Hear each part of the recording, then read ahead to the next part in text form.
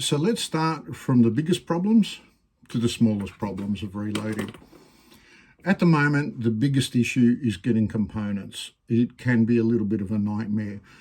But to be honest, if you're willing to travel and you're willing to search high and low, and you're not sitting there waiting for them to come on special, because you'll turn into a skeleton, and they never will. The prices are just going to keep going up.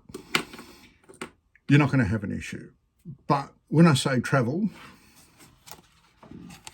to get this box of primers, I travelled 7 hours. Now, obviously, I didn't buy one, but 7 hours on the road, because they won't ship these to you. They won't ship gunpowder to you. You have to pick it up. There's no more post. That's it. The only thing you can get in the post are projectiles. So you can buy as many of these and have them shipped to you, no problem. I've had no issue whatsoever with projectiles. I've had no issue finding powder, but I've just had to travel for it. Now, if you're the kind of person that's going to wait for your local store to have them for you, stop right there. Go back to part one, buy your ammo, because you're never going to make it. Let's just say that you're the kind of person that says, no, I'm going to persevere and I'm going to find these components. And you will find them, so don't panic. Then you've got to go through and say, what do I need? So I'm going to go through some of the basic components and costs of what you need to reload. Now, the basic tools that you're going to need to start, first one is a press. With a press, you need to spend minimum $250 to roughly $350 for a decent press. You can go spend $1,000 if you want, but I'm talking about you want to learn and you want to get out there, and you might be on a budget or whatever. If your budget's not this, don't start, right? Because you want to at least come here. Look, you can go to one of these, but you'll end up like me, butchering it into another device. So if you say, look, yep, you know what, I'll get it and I'll keep it as a spare, you'll buy this for $100. And yes, you'll make ammunition. Is it going to be accurate ammunition? Not as much as a no press, because the accuracy of this cannot be replicated in a press like that.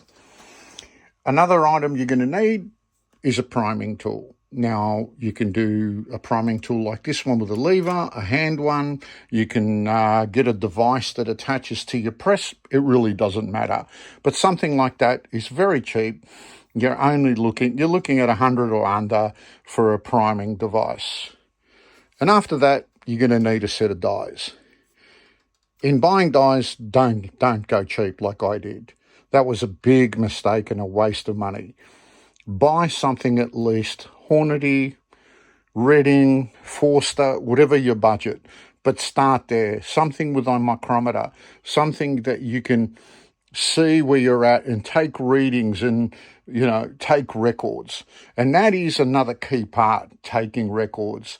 That is one of the most important key factors, so you can go back and look at your data and see what you did in the past, and then a pattern will emerge. Another important piece of equipment is to have at least one vernier. I opt to have two because I don't like to take my comparators off, which brings me to the next section of it. You need a full set of comparators.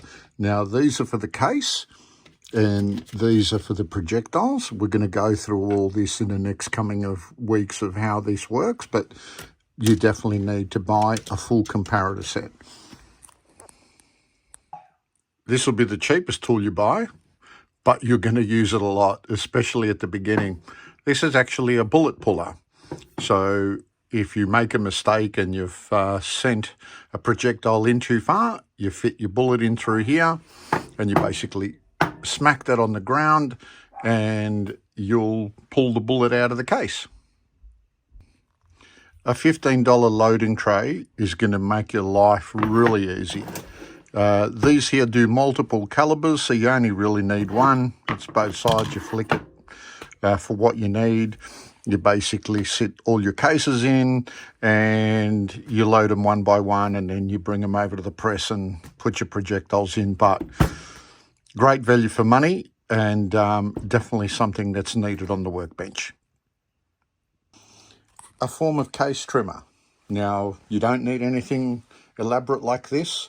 You can have a bench tool, a hand tool. There's a whole heap of different drill setups that you can do by hand. I can go through all these with you in the next week or so, but you definitely at some stage are going to need to trim the length of your brass because it'll be too long. Another important item that you will need is a powder dispenser. Something like this will set you back $600. You can buy a Hornady one for around $500, but that's roughly where you're going to be with a powder dispenser. Don't be an Eric. No, something like this. Don't even bother with this. You won't learn anything. You won't achieve anything. You'll be kidding yourself like I was. Later on, as you get better, you can start buying different tools, like, things that are going to make your life easier. So you can, when you size as you shoot your brass, it'll get longer. You'll need other tools. Now, I'm just giving you the basic fundamentals so you can make a mental calculation in your head of what's actually going to be needed for you to start. The last component of all, we've gone through primers, we've gone through powder, projectiles, is brass. Now, there's a couple of ways of doing this. You can actually buy brass off somebody. It's available everywhere. There's online secondhand people selling once-fired brass and stuff like that. Or you can have your own first fire brass. That's what I did, first fired brass, sorry. And I started with ammunition. Buying ammunition, I kept the brass, and I started reloading that. So that's where I started from. So they're the basic components that you're going to need to start. Now, in the next few months, I'm going to bombard you with a ton of information. Please don't take it on at once. Start slow, basic. Learn your basic steps. Learn how to prepare and clean brass. Learn how to deprime your brass. Learn how to full size your brass and bump the shoulder back. These are things that we're going to go through in an upcoming video. So stay tuned, because we are going to show you those methods. How to set up your dies, all that stuff we're going to cover. And then we're going to go into more technical and more technical and more technical. But don't take all those things on at once. Start slow, learn, develop.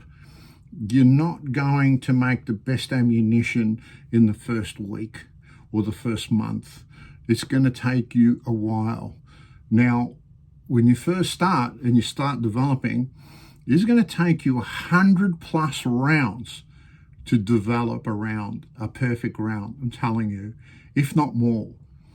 As you get better and better and it all becomes fluent to you and you learn so much, and it's not just from listening to me, listening to a lot more smarter people than I am, people that I learnt off, competition shooters and all that sort of stuff, you will get it down to a lot less. So you'll learn about nodes, you'll learn about powder, you'll learn how to read your charts and where to begin. So you're not going to have a broader spectrum. You're going to start with this powder, this, you're going to know it's going to be this, this, or this.